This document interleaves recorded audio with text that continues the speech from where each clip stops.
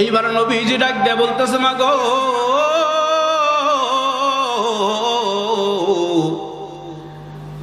আপনার দুইটা হাত তুইলা আল্লাহর কাছে দোয়া করেন আর আপনার সন্তানকে মাফ কইরা দিতে বলেন। এইবার মা ওই বৃদ্ধা মহিলা নবীজির সামনে ঠিক দুইটা হাত আল্লাহর কাছে তুলে ধরল।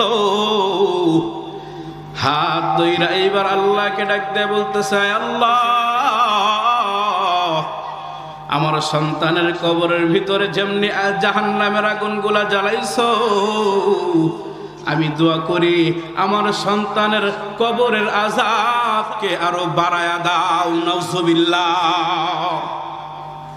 দোয়া করতে বললেন কি, আর মা দোয়া করে কি। এইবার নবীজি অবাক হয়ে গেলেন, ডাক দিয়ে বলতেছে, মা গো,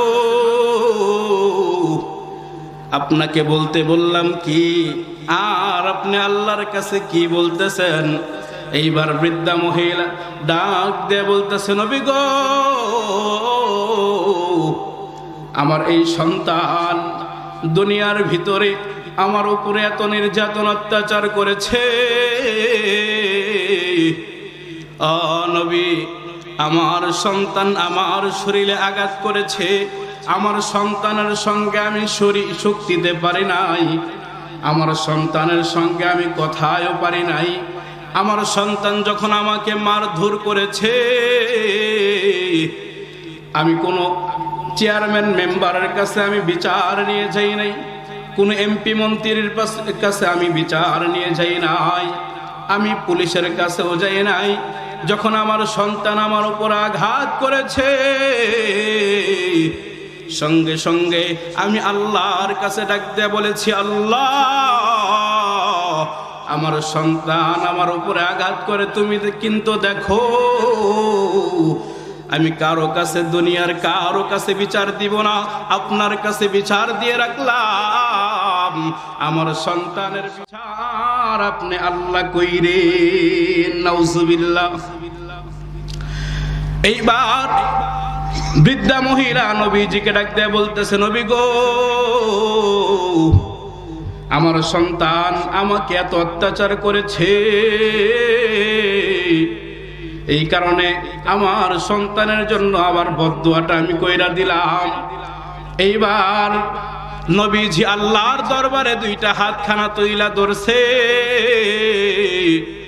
ডাক দিয়ে বলতেছে, আল্লাহ,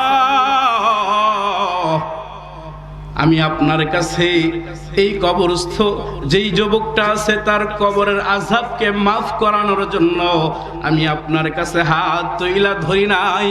আমি যেই রকম ভাবে এই কবরস্থ ব্যক্তির জাহান্নামের আগুন আমি যেই রকম ভাবে নবীজি দেখতেছি,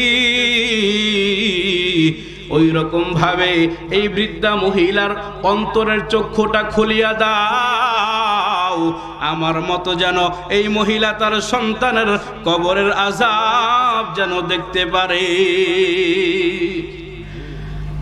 সঙ্গে সঙ্গে এই বৃদ্ধা মহিলার অন্তরের চক্ষু খুলিয়া গেছে।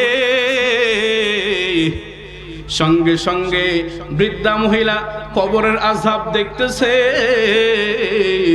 সন্তান কবরের ভিতরে, আগুনের ভিতরে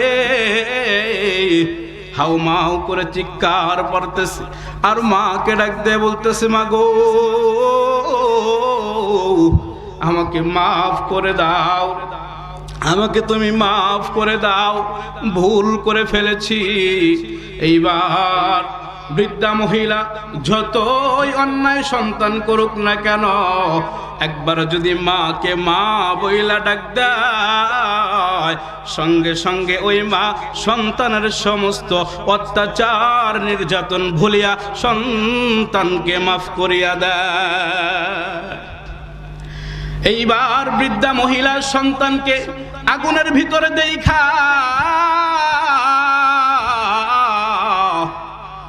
এইবার নবীজির হাত ধইরা বলতেছে, নবী গো,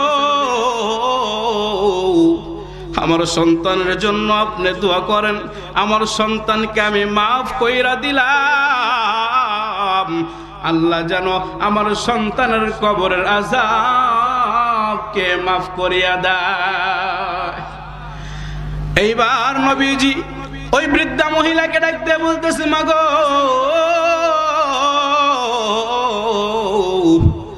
আমার দোয়া করতে হবে না, আপনি শুধু আল্লাহকে ডাকতে বলেন, আল্লাহ আমি আমার সন্তানকে মাফ করে দিলাম, আপনি আমার সন্তানকে মাফ করে দেন। এই বৃদ্ধা মহিলা এই কথা বলার পর নবীজি দেখতেছে যেই যুবকের কবরে ইতিপূর্বে জাহান্নামের আগুন ছিল, ওই যুবকের কবরটা আল্লাহ পাক রব্বুল আলামিন জান্নাতের বাগান বানায়া দিছে। তাহলে বোঝা গেল মার কলেজায় আঘাত দিয়ে কেউ জান্নাতে যাইতে পারবে না। গ্যারান্টি দিয়ে বলে দিলাম, মার কলেজার ভিতরে আঘাত দিয়ে মক্কা মদিনায় প্রত্যেক বছর যদি সফর করে, হজও যদি করে, ওই সন্তান কোনোদিন জান্নাতে যাইতে পারবে না। মা বাবার কলেজায় আঘাত দিয়ে প্রত্যেক বছর 50 বছর ভরেও যদি কেউ হজ করতে যায়, লক্ষ লক্ষ কোটি কোটি টাকা যদি খরচ করে হজ করে, তারপরেও ওই সন্তান জান্নাতে ঢুকতে পারবে না। এই আয়াত দ্বারা বুঝিয়েছেন যে আল্লাহ পাক রব্বুল আলামিন জিন এবং মানুষকে সৃষ্টি করেছেন একমাত্র আল্লাহর ইবাদতের জন্য। তো আমরা দুনিয়ার ভিতরে এসেছি, নিঃসন্দেহে ইবাদত করতে হবে কার? আমার আগের বক্তা বলে গিয়েছেন, মুসলমানের মাথা নত হবে একমাত্র আল্লাহর সামনে। কার সামনে? আল্লাহ ছাড়া মুসলমান অন্য কারো সামনে মাথা নত করতে পারে না। তো আমরা একমাত্র মাথা নত করবো কার কাছে? আল্লাহর কাছে। আল্লাহ ছাড়া কারো সামনে সিজদা করা যাবে না। নবী যে হাদিসের ভিতরে বলেন, লা তাত্তাখিযুল কুবুরা মাসাজিদ, তোমরা কবরকে সিজদার জায়গা বানায়ো না। আচ্ছা, কবরকে সিজদা করতে না বলেছেন আল্লাহ। অনেক মাজার আছে না, মুরিদরা গিয়ে সিজদা করে, বাবার কাছে সন্তান চায়, চাইকে চায় না। তো বাবা কি সন্তান দেওয়ার মালিক? জোরে বলেন। এই কথাটা বলতেছি কিসের জন্য? আমার যারা চাচা আছে, ভাই আছে, আমি তো আপনাদেরই সন্তান। আমি যদি আপনাদেরকেও বয়ান করে হেদায়েতের পথে না আনতে পারি, অন্য জায়গায় চিল্লে আমার কোনো লাভ আছে? যারা বলেন, আগে হলো আপনাদেরকে ঠিক করা, আগে ঘর ঠিক করা, তারপরে বাহিরে। কথা বলুন ঠিক কিনা? তো আল্লাহ আমাদেরকে সৃষ্টি করেছেন একমাত্র তার ইবাদতের জন্য। কিন্তু এখানে বুঝতে হবে, ইবাদত করব আল্লাহর আর খেদমত করব মা বাবার। কার? ইবাদত করব আল্লাহর, খেদমত করব মা বাবার। এখানে কিন্তু আবার ভাগ আছে। সাহাবী নবীজির কাছে যে জিজ্ঞাসা করলেন, ইয়া রাসূলুল্লাহ, ইয়া হাবিবাল্লাহ, নবী গো, আমি খেদমত করব কার? নবীজি বললেন তোমার মার। আবার জিজ্ঞাসা করলেন কার? নবীজি বললেন তোমার মার। আবার জিজ্ঞাসা করলেন কার? নবীজি বললেন তোমার মার। চতুর্থবার জিজ্ঞাসা করার পরে নবীজি বললেন তোমার বাবা। তাহলে মায়ের গুরুত্ব নবীজি বেশি দিছেন না কম দিছেন? বেশি দিছেন। তো মায়ের গুরুত্ব নবীজি বেশি দিছেন, মাদের সম্মান নবীজি বাড়িয়েছেন না কমিয়েছেন? বাড়িয়েছেন। তো নবীজি বলেছেন 3 বার যে তোমার মার খেদমত করবা, চতুর্থবার বলেছেন তোমার বাবা। কিন্তু এমন সন্তানও দেখা যায় যে মা বাবা দুঃখে কষ্টে থাকে, মা বাবা খানা ঠিক মতো পায় না, কিন্তু সন্তান তার বিবিকে লইয়া আনন্দের দিন কাটা। আছে না নাই? এমন কপাল পোড়া সন্তান আছে যে তার মা বাবার শরীরে আঘাত পর্যন্ত করে। আছে না নাই? তো নবীজি সাল্লাল্লাহু আলাইহি ওয়াসাল্লাম আমাদের জন্য ছিলেন রহমত স্বরূপ। কি স্বরূপ? রহমত স্বরূপ। তো নবীজি সাল্লাল্লাহু আলাইহি ওয়াসাল্লাম কোন সময়ের জন্য তার উম্মতকে ভুলে যায় নাই। তার উম্মতকে বিপদে রাইখা নবীজির সামনে এক পায়ও একটা কাইকো ফালান নাই। তার উম্মত দেখছে বিপদে, নবীজির সামনের কাজ সব ভুলে গিয়েছে, কিভাবে তার উম্মতকে এই বিপদ থেকে বাঁচানো যায় এই চিন্তা করেছে। আল্লাহ বলেছেন, ওয়া আরসালনাকা ইল্লা রাহমাতাল লিল আলামিন, হে নবী সর্বজগতের জন্য আপনাকে পাঠাইলাম রহমত স্বরূপ। কি স্বরূপ? রহমত স্বরূপ। নবী যে হাদিসের ভিতরেও বলেন, ইন্নামা বুইসতু রাহমাতান, ও দুনিয়াবাসী তোমরা শুনে নাও, আমি নবীজি প্রেরিত হয়েছি রহমত স্বরূপ। তাহলে কোরআনেও পাইলাম নবীজি রহমত, হাদিসেও পাইলাম নবীজি রহমত। এখন যদি কেউ নবীজিকে রহমত স্বরূপ স্বীকার না করে, সে মুসলমান থাকবে না কাফের হবে? কাফের হয়ে যাবে। তো নবীজি তার উম্মতকে বিপদে ফাইলা কোন জায়গায় যান নাই, যে পর্যন্ত তার উম্মতকে বিপদ থেকে উদ্ধার না করেছে সে পর্যন্ত নবীজির ভিতরে শান্তি আসে নাই। নবীজি একটা রাস্তা দিয়ে একটা গ্রামের কবরস্থানের পাশ দিয়ে রওনা হয়ে গিয়েছে। নবীজি যাচ্ছে, হঠাৎ করে দেখলেন এই কবরস্থানের ভিতরে, একটা কবরের ভিতরে একটা যুবকের কবরে বিশাল আগুন, জাহান্নামের আগুনগুলা ধাউ ধাউ করে জ্বলতেছে। তো নবীজি তো উম্মতকে বিপদে ফেলা সামনে যাবে না। আমার ভাইজান, আমার বন্ধুগণ, গভীর মনে যুগ। এইবার নবীজি সাল্লাল্লাহু আলাইহি ওয়াসাল্লাম এই কবরস্থানের পাশে দাঁড়ায় গেলেন। কবরস্থানের পাশে দাঁড়ানোর পর এইবার নবীজি এই কবরের ভিতরে কার কবরে আগুন জ্বলে নবীজি তাকে তো চিনে না। তার ফ্যামিলির দুনিয়ার ভিতরে, তার ফ্যামিলির কেউ দুনিয়ার ভিতরে জীবিত আছে নাকি নবীজি এইটাও জানে না। এইবার নবীজি ওই কবরস্থান যেই গ্রামে, ওই গ্রামের সকল মানুষদেরকে নবীজি ডাকলেন। সমস্ত কবরবাসীর গার্জিয়ান যখন উপস্থিত হয়ে গেল, কিন্তু নবীজি যেই কবরকে উল্লেখ করে সবাইকে ডাক দিছে, ওই কবরের গার্জিয়ান এখন পর্যন্ত কবরস্থানে দেখা যায় না। সব কবরস্থানের সব মুর্দাদের গার্জিয়ান কবরস্থানে হাজির,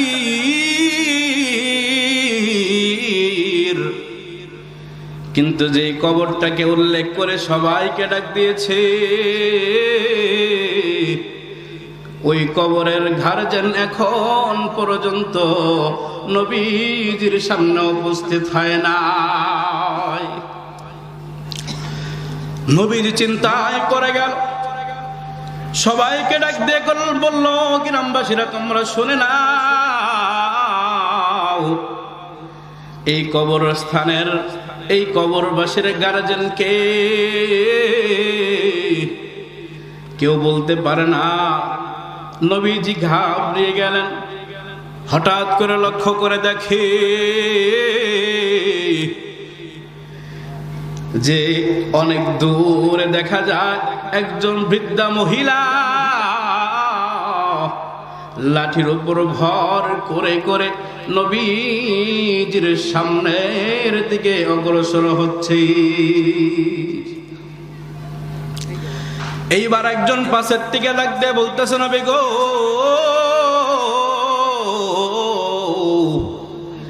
ওই যে একজন বৃদ্ধা মহিলা দেখা যায় সামনের দিকে আসতেছে, হয়তো ওই মহিলাটাই এই কবরের গার্জিয়ান হবে। এইবার বৃদ্ধা মহিলা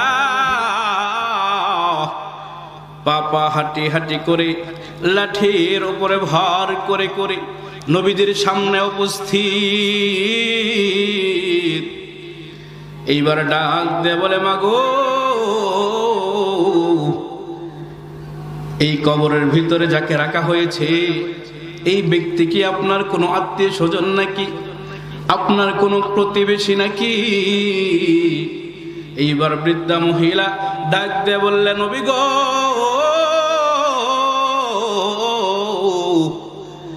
এই মহিলাটা ডাক দিয়ে বলতেছে, নবী গো, এই কবরে যাকে দাফন করা হয়েছে এই লোকটা আমার কোনো প্রতিবেশী না, আমার কোনো আত্মীয় স্বজন নয়, এই লোকটা হইল আমার কলিজার টুকরা সন্তান। নাউজুবিল্লাহ বলেন।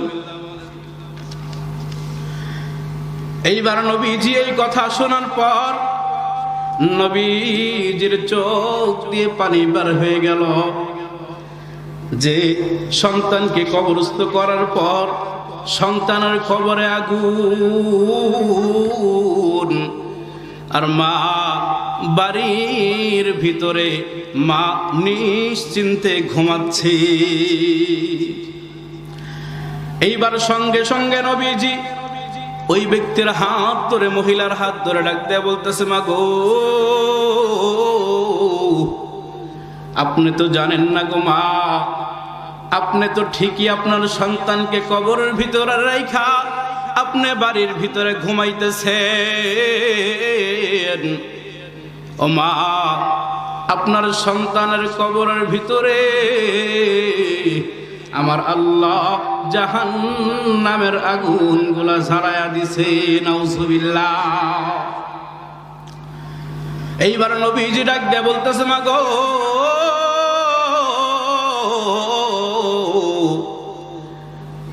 আপনার দুইটা হাত তুইলা আল্লাহর কাছে দোয়া করেন আর আপনার সন্তানকে মাফ কইরা দিতে বলেন। এইবার মা ওই বৃদ্ধা মহিলা নবীজির সামনে ঠিক দুইটা হাত আল্লাহর কাছে তুলে ধরল, হাত ধইরা এইবার আল্লাহকে ডাক দিয়ে বলতেছে, আল্লাহ, আমার সন্তানের কবরের ভিতরে যেমনি জাহান্নামের আগুনগুলা জ্বালাইছো, আমি দোয়া করি আমার সন্তানের কবরের আযাবকে আরো বাড়ায়া দাও। নাউজুবিল্লাহ। দোয়া করতে বললেন কি, আর মা দোয়া করে কি। এইবার নবীজি অবাক হয়ে গেলেন, ডাক দিয়ে বলতেছে, মা গো, আপনাকে বলতে বললাম কি, আর আপনি আল্লাহর কাছে কি বলতেছেন? এইবার বৃদ্ধা মহিলা ডাক দিয়ে বলতেছে, নবী গো, আমার এই সন্তান দুনিয়ার ভিতরে আমার উপরে এত নির্যাতন অত্যাচার করেছে, নবী, আমার সন্তান আমার শরীরে আঘাত করেছে, আমার সন্তানের সঙ্গে আমি শক্তি দিতে পারি নাই, আমার সন্তানের সঙ্গে আমি কথায়ও পারি নাই, আমার সন্তান যখন আমাকে মারধর করেছে আমি কোনো চেয়ারম্যান মেম্বারের কাছে আমি বিচার নিয়ে যাই নাই, কোনো এমপি মন্ত্রীর কাছে আমি বিচার নিয়ে যাই নাই, আমি পুলিশের কাছেও যাই নাই। যখন আমার সন্তান আমার উপর আঘাত করেছে সঙ্গে সঙ্গে আমি আল্লাহর কাছে ডাক দিয়ে বলেছি, আল্লাহ, আমার সন্তান আমার উপরে আঘাত করে তুমি কিন্তু দেখো, আমি কারো কাছে, দুনিয়ার কারো কাছে বিচার দিব না, আপনার কাছে বিচার দিয়ে রাখলাম, আমার সন্তানের বিচার আপনি আল্লাহ কইরেন। নাউজুবিল্লাহ।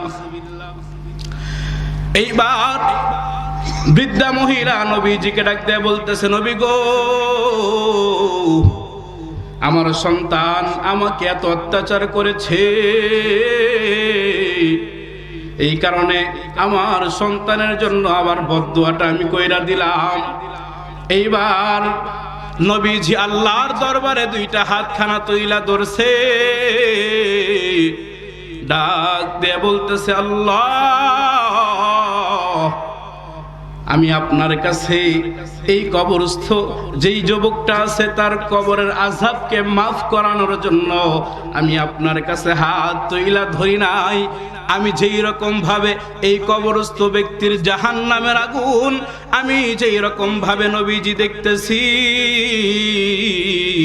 ওই রকম ভাবে এই বৃদ্ধা মহিলার অন্তরের চক্ষুটা খুলিয়া দাও, আমার মতো যেন এই মহিলা তার সন্তানের কবরের আযাব যেন দেখতে পারে। সঙ্গে সঙ্গে এই বৃদ্ধা মহিলার অন্তরের চক্ষু খুলিয়া গেছে। সঙ্গে সঙ্গে বৃদ্ধা মহিলা কবরের আযাব দেখতেছে। সন্তান কবরের ভিতরে আগুনের ভিতরে হাউমাউ করে চিৎকার করতেছে, আর মাকে ডাক দিয়ে বলতেছে, মা গো আমাকে মাফ করে দাও, আমাকে তুমি মাফ করে দাও, ভুল করে ফেলেছি।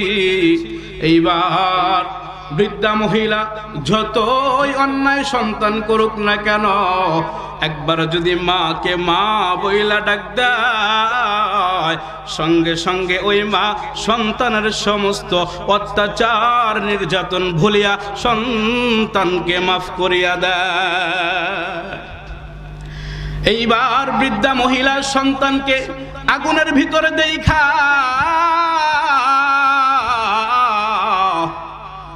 এইবার নবীজির হাত ধইরা বলতেছে, নবী গো আমার সন্তানের জন্য আপনি দোয়া করেন, আমার সন্তানকে আমি মাফ কইরা দিলাম, আল্লাহ যেন আমার সন্তানের কবরের আযাবকে মাফ করিয়া দেয়। এইবার নবীজি ওই বৃদ্ধা মহিলাকে ডাক দিয়ে বলতেছে, মা গো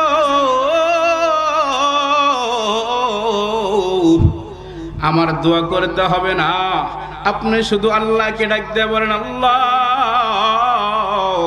আমি মা আমার সন্তানকে মাফ করে দিলাম, আপনি আমার সন্তানকে মাফ করে দেন। এই বৃদ্ধা মহিলা এই কথা বলার পর নবীজি দেখতেছে যেই যুবকের কবরে ইতিপূর্বে জাহান্নামের আগুন ছিল, ওই যুবকের কবরটা আল্লাহ পাক রব্বুল আলামিন জান্নাতের বাগান বানায়া দিছে।